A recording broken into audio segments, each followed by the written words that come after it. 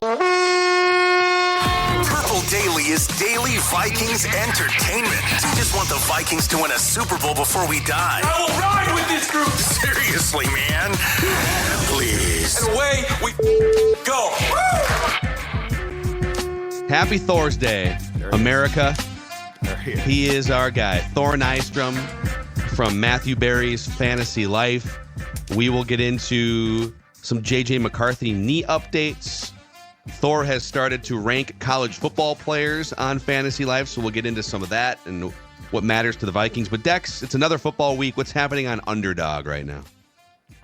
A lot of great stuff happening on Underdog. You have Thursday Night Football coming up tonight. It worked for me last week. I took the extra juice on the interception props for Mac Jones, and I'm going to do the same thing, I think, for Will Levis, right? I mean, it feels like almost a guarantee. You're going to have a bunch of pressure in his face. He's going to make mistakes.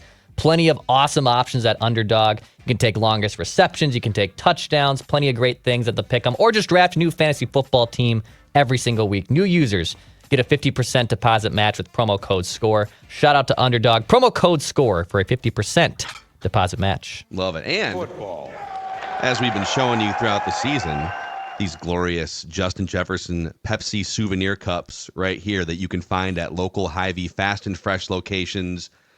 There's a QR code on the side of the cup where you can enter to win Victor's ride, a glorious Vikings-themed Polaris ATV. Victor's Zubas not included. Jason from Egan won this thing last year. Pepsi's also given away a solo pizza stove, Vikings autograph merchandise. You got to scan that QR code when you get these cups inside Hy-Vee fast and fresh locations. Pepsi hydrating me here throughout the 2024 season, and keep showing your cups via pictures and videos at Phil Mackey on Twitter/X. Thor, we just had a great off-mic conversation. I didn't know that the Mackeys were the only family that on November 1st goes full Christmas mode. Christmas tree, Halloween stuff, fall stuff out, Christmas stuff up. Yeah, I mean, I'm a big efficiency guy, and I feel like the day after Halloween, you're already taking down the Halloween decorations. Yes. And if you're like me, you have like the totes in the garage, or you have them in the storage room that you fill up those things with. You're doing that. You already got to pull the boxes out with your other decorations. Why not in one fell swoop? You take down those Halloween ones, you put up the Christmas ones. You're already in there. Why are we going to hold this off any longer? Also, you open the window for the Christmas decoration, the Christmas tree, for 3 months. You got November, you got December, you got January. Typically, right around after the college football championship game, that's when I take the Christmas tree down. But you open that window 2.5 months, 3 months. You open it longer. Who hates Christmas decorations? Here's my question. Why do you ever, and I've told Dawn this, so we went to a fake tree. She wanted a real tree for like the first 10 years, and it's a pain in the ass because they shed the needles and you got to keep them watered and all that BS. But anyway, since we went fake tree, and she's got a nice size fake tree now. It's not too big. It's not too small. I've always said, let's never take it down. It's the greatest nightlight of all time. Yes. Yep, Judd has said this. I want a year-round Christmas tree, and she's like, it has to come down. Do you? Oh, but you could put different lights on it too, right? You could put I'm just saying Patrick's Day lights or once it's lit up. And what is the biggest pain in the ass of the tree going up is the redoing the lights, because you got to take them off. So just leave them up. Just leave them up. It's the greatest nightlight. 2 Christmas trees in the house, fully decorated, fully operational. Nice. The only issue is we have a little dispute in play calling. The wife likes the white lights on the Christmas tree. I like the color lights. I'm with that. So there's a little bit of a dispute between coach and coordinator of, I think we should be doing this, and she says, no, we're going to do this, and it does cause some riffs on, the wavy downs. Yeah, one sometimes. I just usually go rogue, and when she's not looking, I change it to the color lights, which always also goes over well when she realizes it's not the white lights. Yeah, I can get in trouble. Yeah, man, it's tough household arguments, man. So, Thor, so we've all been kind of digesting this JJ McCarthy news. I think I will say that on this show, there's always a propaganda machine that wants to tell you everything's fine with the Vikings, and usually it's not always fine historically. So we're kind of balancing healthy skepticism with not wanting to freak out. You've had some conversations through your connections in the NFL. What are you sensing and hearing? How much should we be freaking out about? Because if I would have told you back in May hey, by November, JJ McCarthy is going to have torn his meniscus, be out for the season, have surgery, get swelling, and then have a follow-up procedure all before Thanksgiving. How would you feel about that? I feel like you and most people would be like, it's not good. So what's your level of freak out right now? Well, yeah, you first see the report. Of course, you're scared because not only is it the future of the franchise, but Vikings fans, we have been scarred here with knee injuries, and almost don't even want to mention the names. Everybody out there knows who I'm talking about, guys whose career have been derailed by that. So of course you see the thing of he has had a second procedure and there was a setback in the training. Yeah, you're going to have a little bit of a freak out, but yeah, based on my conversations yesterday.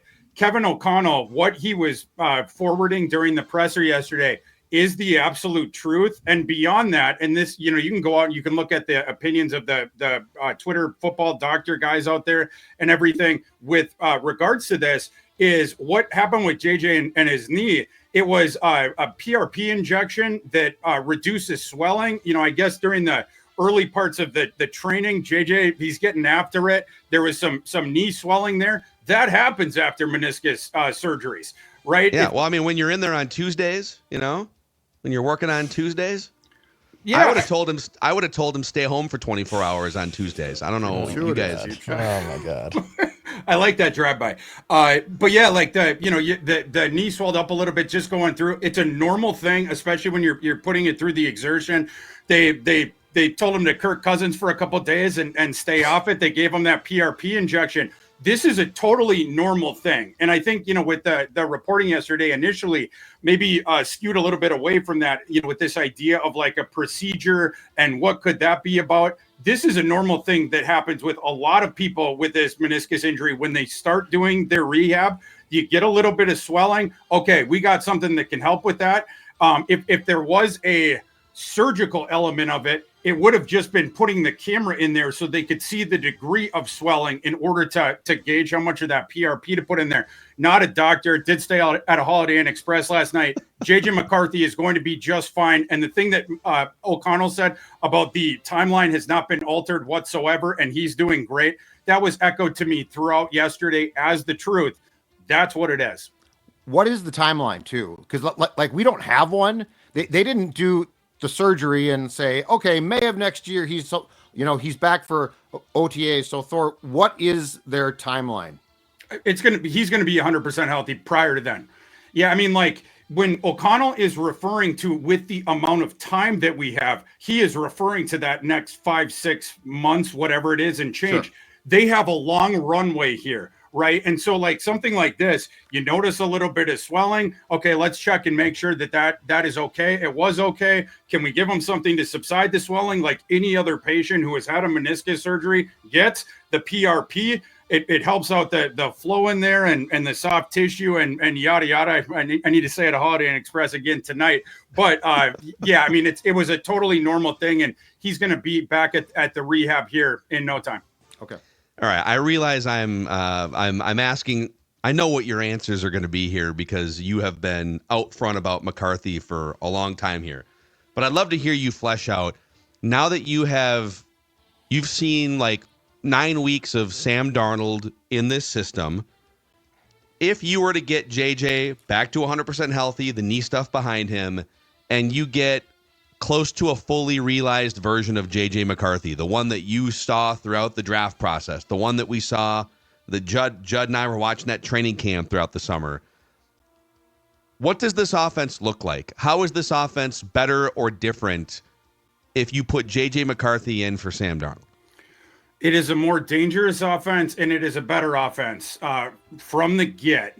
Now, I respect what Sam has done this year. The first 4 games, he was solid. We have seen the regression, the predictable regression here over the last 5 games where he has thrown more interceptions than touchdowns.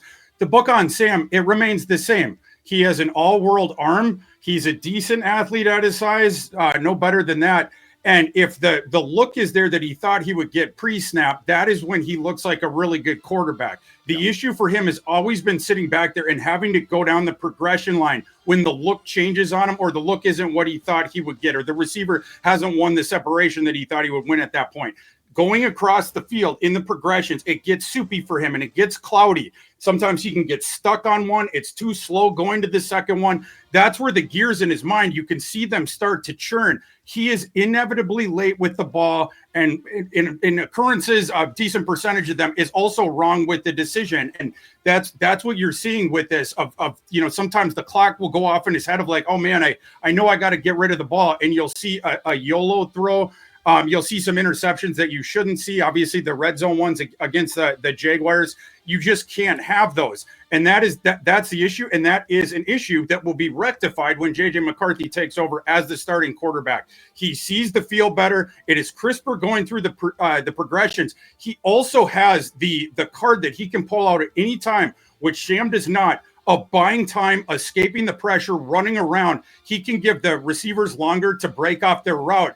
And McCarthy, we talked about this during the spring, the special sauce of when he is on the move, when he is evading, when he is creating, he keeps the mechanics with him on the go at all times so he can rip off a pass to any sector of the field whenever he wants. That's where it gets really dangerous. You think about him with this receiving core. So those are the things that improves. Is Sam's arm, I think, high end of it, I think it's a bit stronger than McCarthy's. There are things that, if you were like, stacking each of them together that you check on the Sam side. But it's really important, obviously, the thing with the progressions, when the play isn't there exactly as you thought it would be, being able to go down the line, find an answer regardless of what the defense is telling you. You're able to move the chains. You're able to protect the ball. That's McCarthy's special sauce. That is one area where the offense is going to big time improve next year. I think the goal here is very simple if it works as planned.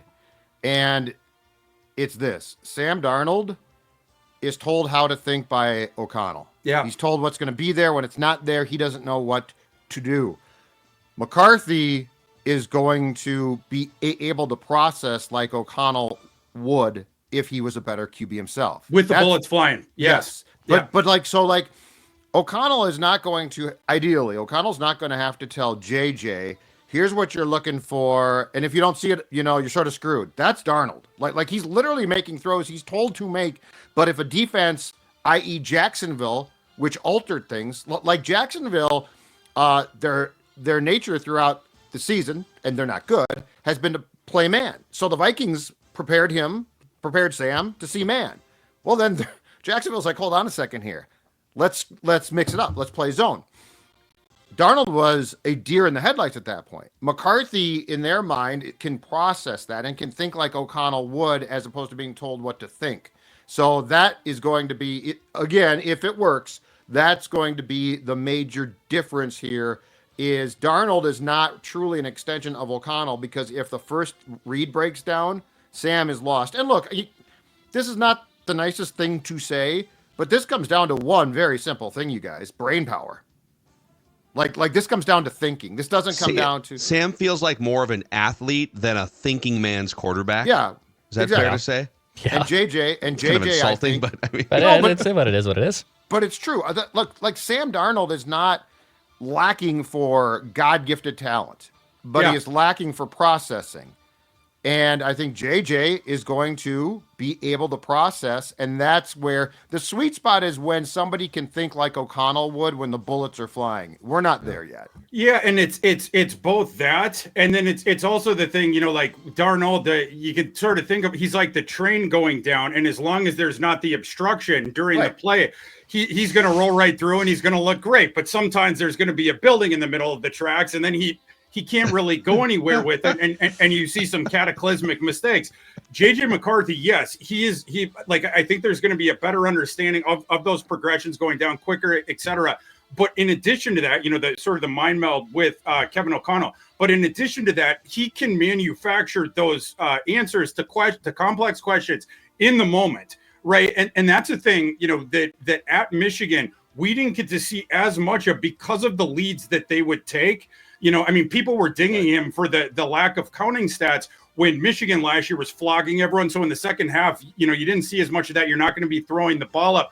But in the instances that we did of JJ creating, and it's all over his tape in the sample that we got, again, a guy that keeps his mechanics with him, gives the receiver second, third, fourth bites at the apple, and you see enormous plays that come out of that when they break off their routes, when he has bought enough time. You are going to see that more in the NFL, where the margins are closer. The Vikings will not be blowing everybody out, heading into the third quarter next season. So you're going to have to keep attacking. And this is a kid that can keep the pressure on the defense at all times.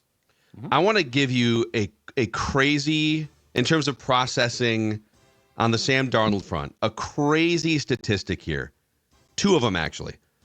So Sam Darnold this season, when blitzed, has a 146.7 passer rating. When blitzed, he has 11 yards per attempt, 71% completions, 7 touchdowns, no interceptions when the opposing team sends an extra man.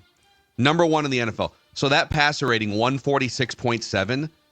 The second place quarterback is 126. So he's 20 points higher in passer rating when blitzed than the second best quarterback, which is actually Russell Wilson. Smaller sample size, but he's just, hey, where's George Pickens? Where's Mike Williams? Just down the field, and he's been awesome. Jared Goff, Josh Allen, Lamar Jackson, all of them great against the blitz. But Darnold is the best quarterback in the league against the blitz. When he doesn't face a blitz, when he has to sit back and there's more defenders in coverage, that passer rating drops into the 80s. It drops 60 points, and he is ranked 23rd in passer rating when he's not blitzed. So again, great when he's blitzed, in part because KOC does a great job of outlining, here's your answer. If pressure comes from this way, here's your out, here's your hot, here's your answer, right? So Jacksonville went to school on that, and they said, well, if he has a 146.7 passer rating when he's blitzed, let's stop blitzing him. And the Jaguars blitzed him, Thor, once in 3 hours in that game on Sunday. They made Sam Darnold have to sit back there, and maybe this is part of what you're saying, like, when there's 7 or 8 guys, and maybe it's a zone, and now you're having to sit there and figure out tighter windows, more defenders to navigate. He struggled big time, and I wonder now what the Titans, I'm sure, went to school on that. But it is hard to find a quarterback with a bigger gap between how effective they are when they're blitzed versus not. Usually you'd think it's the other way around. With Sam, he's a lot worse when the opposing teams drop back into coverage.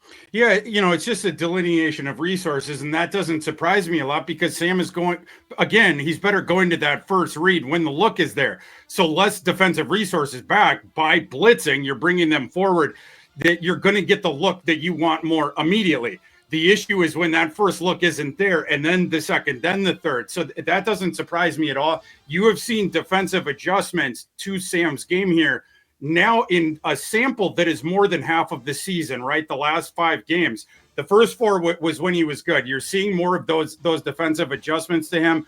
I think that this is just something we're going to be living through the rest of the season because it's an embedded problem, right? These things are not one-offs. These are things that were big-time issues with his game prior to this, which is why he couldn't hold on to the starting jobs with multiple teams. It's something that can be worked around, right? I mean, the physical ability is what it is. And again, when you give him that script and he's reading off the teleprompter like Ron Burgundy, he's going to read exactly what you give him. That's a part of the reason that KOC likes him. However, it's, again, you don't see that look. It's not there. The rest of it, when those bullets are flying, that is when his game predictably devolves. So anything the defense can do in order to get him thinking back there more, patting the ball more, that you start to see the gears churning, then you got the issues. This is also where it becomes more imperative, and I guarantee you that this is taking place this week, that the game plan itself adjusts for this possibility and tendency, right? So, like, if the Titans do the exact same thing that the Jags did, the Vikings will have answers now. The McCarthy, the down the road thing is, if a team adjusts in game, McCarthy and O'Connell can adjust themselves. Like, that's what we didn't see. The Vikings, Sam was like, what the hell? And O'Connell's like, okay, we can do some things here, but I can't flip the script completely.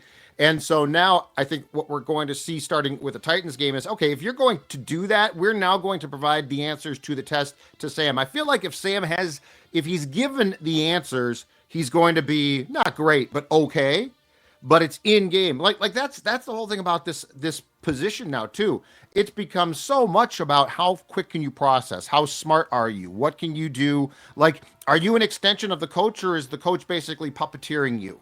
And so with McCarthy, he'll have adjustments made. Hopefully he can adjust immediately. Sam can't, but I don't think that what the Jaguars put on film is a death sentence, because the Vikings are now expecting that as well. And, you certainly can tweak things. The tight ends, as O'Connell pointed out, are wide open. Like, the tight ends will kill you. I think you can actually adjust things for Jefferson as well. Like, all you're asking Sam not to do is, dude, I know I told you to throw the ball to Justin, but he's literally double covered now. So, like, what are we going to do to get around that? But I think they'll be fine. But I look forward to a day when the quarterback can go to the sideline.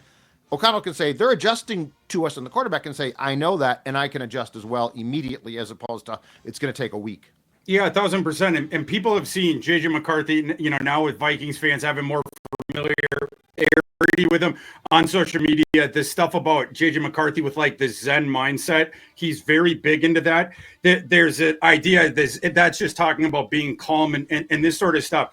It's a bigger part of that philosophy. It is, going along with whatever happens in reality, not trying to change anything or control anything, right, but reacting to it in the moment and being comfortable with uncertainty. That is the bedrock of that principle. That's what it's like. Bruce Lee, like water. It's like whatever I get, I have an answer to that. I will figure it out in the moment. I am comfortable with not knowing.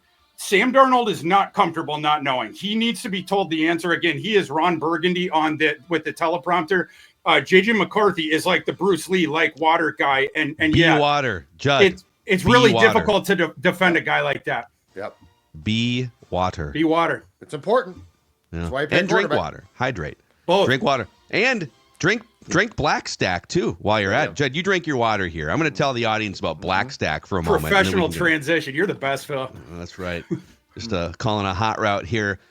Black Stag Brewing, you can find their beer all over the state of Minnesota, from Grand Marais all the way down to Rochester, from Winona up to Fargo, the local 755 New England IPA, the Uncut Jams, if you're into the fruit-forward lifestyle, all available at your local liquor store. Also available inside U.S. Bank Stadium during Vikings games. BlackStagBrewing.com. In the tap room, they have a 190-inch big screen to watch games. Also in the tap room, in addition to exclusive beers that you can only get in the tap room, hard seltzer cocktails, boozy slushies. BlackStagBrewing.com. Judd, tell the audience about your Livia tune-up here before we get into some draft stuff with Thor. Sure will. Absolutely. Down 15 pounds because Sports Data gained a few pounds back from the guy on the right and said, you know what? I need to go back to Livia and get a tune-up. Down 15 pounds, feeling good. And I'm going to tell you right now, it's simple. The program, there's not any guilt involved. If you gain a few pounds back, that's fine, but they're going to help you drop weight. And right now, their annual Friends and Family event is here. Lose up to 10 pounds in your first 2 weeks and save 50% off their award-winning nutrition program. GLP-1 weight loss meds available as well, starting at just $199 for the first month. Check them out, 855-GO-LIVEA, Livia.com, Livia, Livea.com, inside or outside the state, because the whole thing can be done virtually. If you want to drop the weight, Livia is the place to start. All right, Thor, you are unveiling prospect rankings, college prospect rankings over at the Fantasy Life. So you're digging in and you're starting this multi-month process here. If you are the Vikings right now and you're looking, maybe you move back, but like, let's say you're looking to draft later in the first round. Now that you've started ranking players and prospects, who are like 2 or 3 players based on their needs that you feel like, okay, let's be keeping an eye on this guy throughout the pre-draft process, combine. We talked about one of your defensive tackle guys a week or 2 ago, but give us a small handful of players now that we should keep our eye on. Well, Deion Walker is as big as 3 human beings. Can I answer him for all 3? Yeah, dude. I mean, as soon as we got done with that episode last week, a bunch of listeners started sending in their clips of that guy too. Just, whoa, look at this. He's dropping back into coverage and laying out wide receivers. It's crazy. Yeah, he would be a big one, literally there. You have some of the Michigan interior defensive linemen like Mason Graham isn't going to be available. I don't think Kenneth Grant, their big boy on the Michigan front, I don't think he'll be there, unfortunately, for JJ, reuniting with a friend, or Will Johnson, the cornerback there. Although certainly if one of those guys fell, they would come and play. The other interesting thing to look at, you're asking about the Vikings needs in the draft. Cornerback, once again, we're a decade plus of having the same primary need. This cornerback class is interesting. Of course, you have Travis Hunter at the top, and Travis Hunter would have been the greatest fit of all time for the Vikings because you would have gotten the CB1 and your wide receiver 3 in one fell swoop. That is obviously not going to happen for the Vikings. They won't be picking nearly high enough. But the rest of the cornerback class, what has been interesting about it is they have been dropping like flies with injuries. And the thing to keep an eye on for Vikings fans is, could that present a scenario, some of these guys getting pushed back a little bit because they had the season-ending injury, that you could get a guy on a sticker price discount? And what does that sticker price discount look like? Is that in the late first round where you're picking? Or because the value of some of these guys have been depressed as such, guys that we looked at as for sure mid-first round guys, maybe a month and a half ago, could they get to the top of the second, which would allow you to take one of them, pay them less, and get the picks to flesh out the rest of your class? Right now, of course, projected for that late first round pick, 2 picks in the 5th, and you're going to get awarded a 3rd round comp pick. So I think that's something to keep an eye on. And I'm talking about Benjamin Morrison from Notre Dame, talking about the Ravel kid from ECU who tore his ACL in practice a little over a month ago. And there's one of them that I am forgetting that is going through an injury as well with the cornerback class. And Will Johnson, he has been banged up most of the year. So that's something to keep an eye on there. But yeah, for me, it is cornerback and interior defensive lineman are the two that I am circling for that first round pick. And we'll see what ends up falling down there. But both those classes are really good. This is a defensive-led class. The defense prospects in this class, way better than in the last class. And this class sets up very well for the Vikings because the one offensive position that is super stacked is the running backs. And I think the Vikings will be shopping for a starting running back in the draft because I think this is Aaron Jones's last year with the team. Interesting. So on the cornerbacks, the Vikings actually have done a pretty decent job at filling that in for 2024. But your starting 3 essentially are all going to be free agents. Stephon Gilmore, we don't know. I mean, he could retire at this point in time. He's certainly turned into a cornerback mercenary. Shaq Griffin, we don't know. Byron Murphy, who I was pretty convinced that they would let walk a few months ago, I now am coming around more and more to trying to keep him. He's played really well.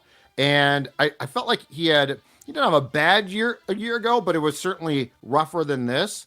So, Thor, as far as I'm concerned, if I'm the Vikings, I am not assuming that Gilmore or Griffin are back. I'm trying to get Murphy back, but that still dovetails in perfectly if you could get a guy in the draft who could start. Mekhi Blackman comes back.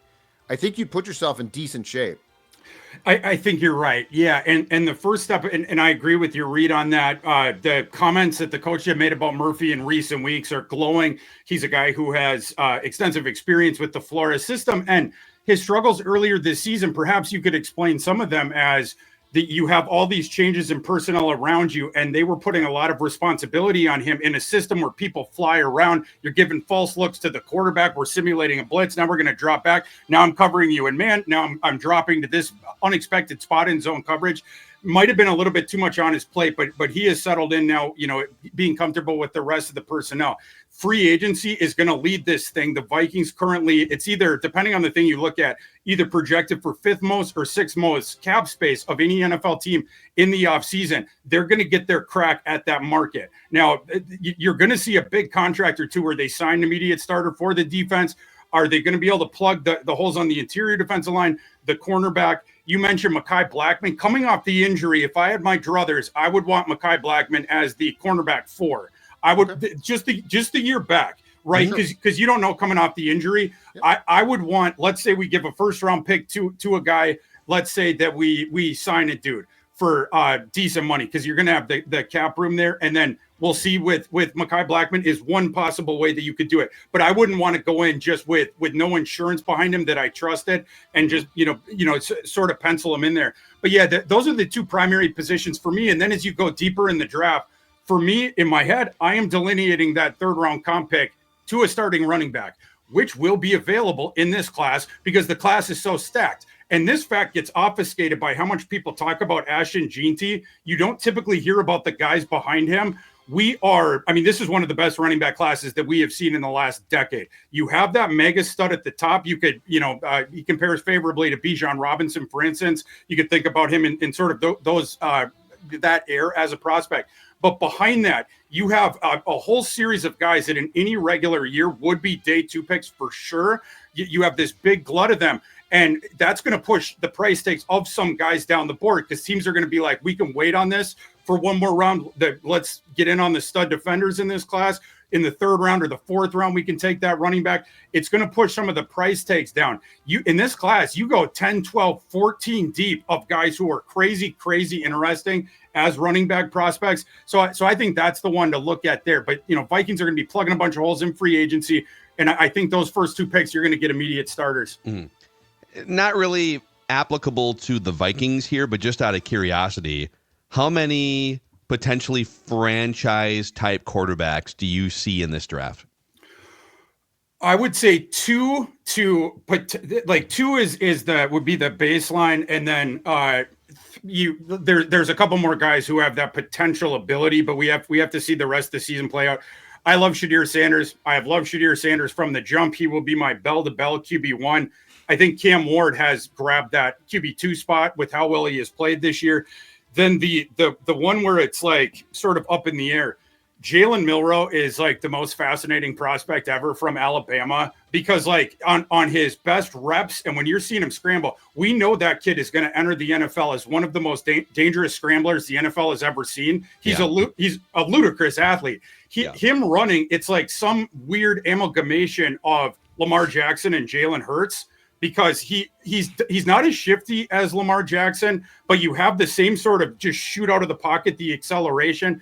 It's probably going to be analogous 40 times, although we didn't get to see that from Lamar Jackson. Probably made a mistake by not running at the combine. If I was repping Jalen Milroe, I would strongly tell him, test, do the Anthony Richardson thing. Your stock will blow up at that point. But Milroe is bigger than Lamar Jackson by like 20 pounds. And he runs with a whole bunch more power. That's what reminds you more of a Jalen Hurts. Jalen Hurts was a powerlifting champion in high school in the state of Texas. That's, a big kid, lifts, and obviously the good athlete. Milroe has like an element of that as well. And Milroe also has the shotgun arm. It's just an absolute slingshot. He can get it downfield, and he's a good deep thrower. It's the passing refinement with him that is still coming along. The timing stuff, Milroe, it would be better for him long-term probably if he returned to school for another year of tutelage under DeBoer at Alabama, the guy who brought up Michael Penix and turned him into a top 8 pick for terrible Terry Fontenot. But the draft stock might be where it is for Jalen Milroe and incentivize it, him to jump out and people be telling him to jump out. So that's how I put that. Yeah. So what's the round there? Like where do you see him potentially being taken? Milroe's got to go in the first round. Late first round though, or? I would say like if the draft was like next week and these guys declared, I would have Milroe probably like the 9, 10, 11, 12, okay. Like somewhere in there. Whereas Shadir Sanders is, he could be 1-1, could be, I think he's going to go in the top 3. And then Cameron Ward coming in right behind that, 5th, 6th. Something like that. I've seen him attached to the Raiders a little bit. That would make a lot of sense to me. Shadir Sanders could have beat the Giants there at the top, and then Milroe is the team where you're sort of rolling the dice, but it's on a guy with this enormous ceiling, and it's just I want to see how the season plays out for Jalen Milroe here at the end because Alabama still has some good teams to play. They may qualify for the college football playoff. At this point, their odds are good to get in there. And then you're going to face these really good defenses. Can he beat them in the intermediate area? Can he do that enough where he can keep teams from putting the 2 high safeties on him or from keeping the quarterback spy on him? but he's a guy that screws with the math and the spacing of the defense.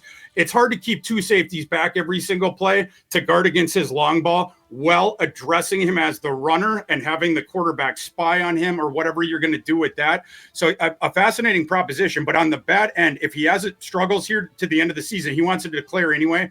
That's where you're going to see comps to him, to guys like Anthony Richardson or Malik Willis, guys who were unrefined coming out and never quite got or haven't quite got there to this point. So that's where we're at with the Jalen Milroe eval.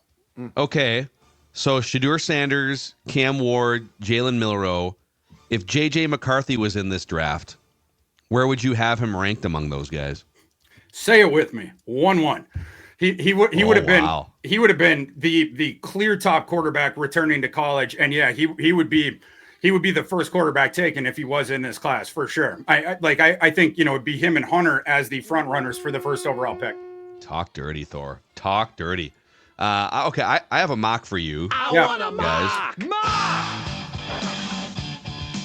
Presented by Prize Picks. So listen, here's how easy Prize Picks is. And I just opened up the app. I'm going to show you guys something here. But you can win up to 100 times your money on Prize Picks with as little as 4 correct picks. You select between 2 and 6 players. You pick more or less on their projected stats, and you place your entry. When the world runs one way, I like to run the other way on Prize Picks. Everyone's down on Caleb Williams and Sam Darnold right now. So Caleb Williams, 197.5 passing yards. Give me more. Sam Darnold, 238.5 passing yards. Give me more. I'm going against the grain of where the public thinks those quarterbacks are right now. You can download the Prize Picks app today and use the code PurpleDaily to get $50 instantly when you play just $5. That's code PurpleDaily on Prize Picks and get $50 instantly when you play just $5. And I got a note on that too, Phil. This isn't a part of the read, but just for people out there, I'm all over the prop market in college football. It's my favorite market. It's the most profitable one. I put my prop picks up on Fantasy Life. It's like under the college football, the betting thing. If you go to Best Bets and you click on my name, I got all the props there where people, for Prize Picks can go in and they can put their picks in there. But we've been doing okay with the props this year. Love it, man. Yeah, Thor. I need Thor to be like my official consultant here on some of these here. We'll figure out an arrangement, but I prefer the term consigliere. Consigliere. Okay. Yeah. Wow. We can make that happen. So I just pulled open tankathon.com here, boys. Yeah. And they got Travis Hunter, number 1 to the Jags, Shedeur Sanders, number 2 to the Giants, and then Cam Ward, 3 to the Titans, bailing on Will Levis.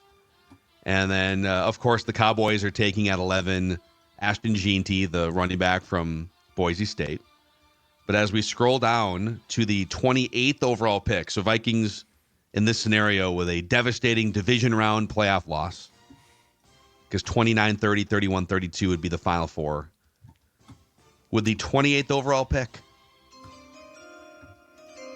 the Minnesota Vikings select out of the Ohio State University defensive lineman Tyleik Williams. I want a mock. 6'2", 290, by the way. 6'2", 290.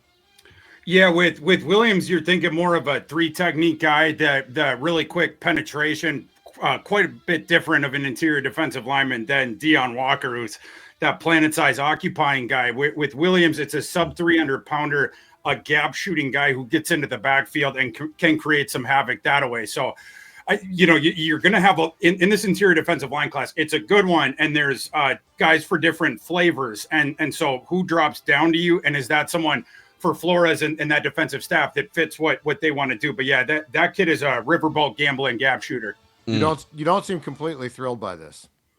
I would rather have Deion Walker. I would rather have the bigger dude that I know can push the pocket a little bit, but also is going to be occupying a couple of the offensive linemen.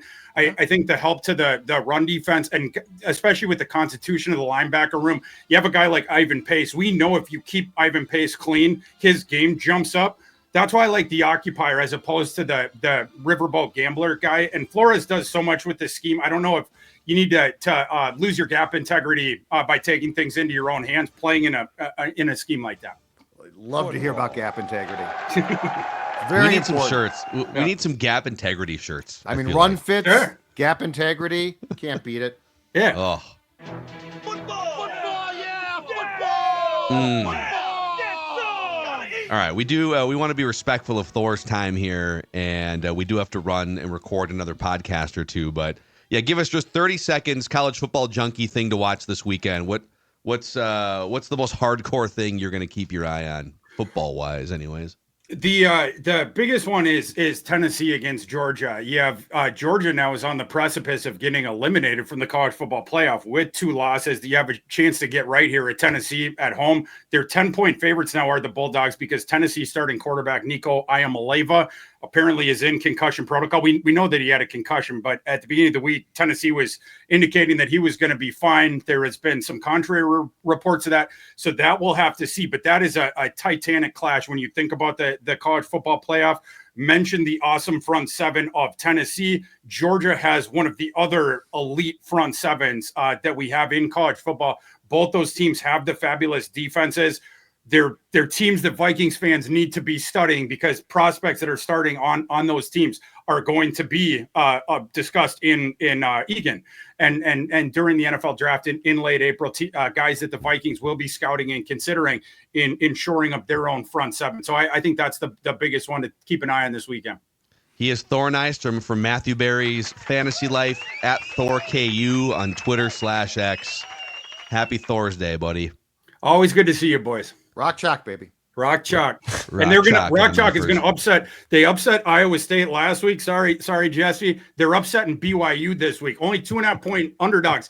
3-6 team on the road, going back time zones against an undefeated team. The market knows Kansas is going to upset BYU. BYU cheats, though. That's the problem. They do. They cheat. They always cheat the referees. They buy the refs off. It's very clear what happens. Been bad. Those bastards. All right, there he is, Thor Nystrom. It's another Thorsday here. Feedback Friday tomorrow. We just want the Vikings to win a Super Bowl before we die.